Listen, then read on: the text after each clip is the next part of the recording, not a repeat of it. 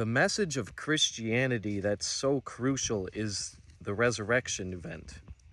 That sacrifice and the resurrection that gave evidence for it being the truth, for him being the truth.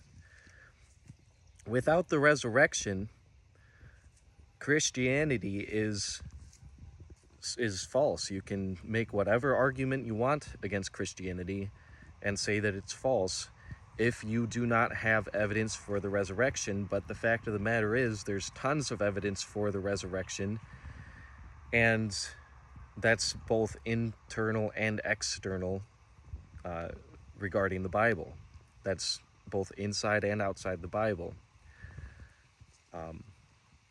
People understood and knew that the grave was empty, and they talked about it. People knew that the grave was empty, such as the folks that ended up killing Jesus, the Pharisees, the religious hypocrites, the people who were claiming to follow God and teach God's word, but were giving false interpretations and leading people astray, and they were really just focused on themselves and their own fame and fortune instead of the actual salvation of people. These are the people Jesus criticized the most highly and the most harshly. He even said that some of them were going to hell to their faces. And so that being said, Jesus rose from the dead, and they claimed that the disciples had stolen the body, which is ridiculous because there were Roman guards posted at this well-known tomb. Without the resurrection account, you can make whatever argument you want against Christianity. You can say that the Old Testament God of the Bible is evil. Clearly, he's evil, and people make that claim all the time. But guess what, folks? If you read it to understand what's going on, you will see the story of the Old Testament is God drawing a nation out of a very, very evil and corrupt world. There's child sacrifice going on all over the place, and he's drawing them out of that. There's terrible treatment of slaves and women, and he's drawing them out of that. And that is why the Torah is one of the most world-changing ethical systems that was ever established. And you can look into that comparatively to the rest of the known world. The Torah was extremely ethical and extremely equitable. Equality was of such higher standard in the Torah versus the Hammurabi Code, or whatever code you want to give me. So that's the gospel. Jesus is God. He is the humbled form of God that became a servant, and he sacrificed himself for willingly going to the cross for all of us to be able to have entry into heaven.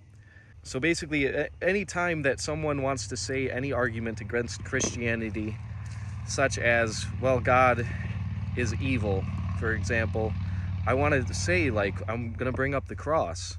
What do you think about the cross and what Jesus was claiming? He claimed to be the God that you're talking about, who is literally suffering and dying in order for all of humanity to go to heaven. That's a pretty loving act. And if you look how Jesus talked and treated people, he was a very loving individual. In fact, the people that he was hanging out with for 3 years, including his family, who he knew his whole life, eventually came to the conclusion, too, that he lived a perfect life. He followed the law perfectly. So this righteous man, claiming to be God, goes to the cross in order to save all of humanity, and you're going to claim that God is evil? Well, look at Jesus, that's what I'm going to bring into that conversation, because that's the difference, that's the evidence that Jesus gave for God being loving. I mean, it was all summed up in the cross. That's the most important piece of evidence for Christianity. Without the resurrection of Jesus, we are bankrupt. We don't have anything. And if Jesus didn't rise from the dead, if he didn't go to the cross, I might still think, because I thought at one time in my life, I might still think then, without the cross and Jesus' resurrection, I might still think that God is evil.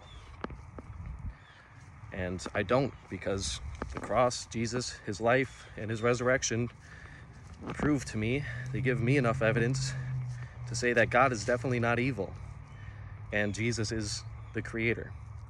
So stay blessed, everybody. God bless y'all.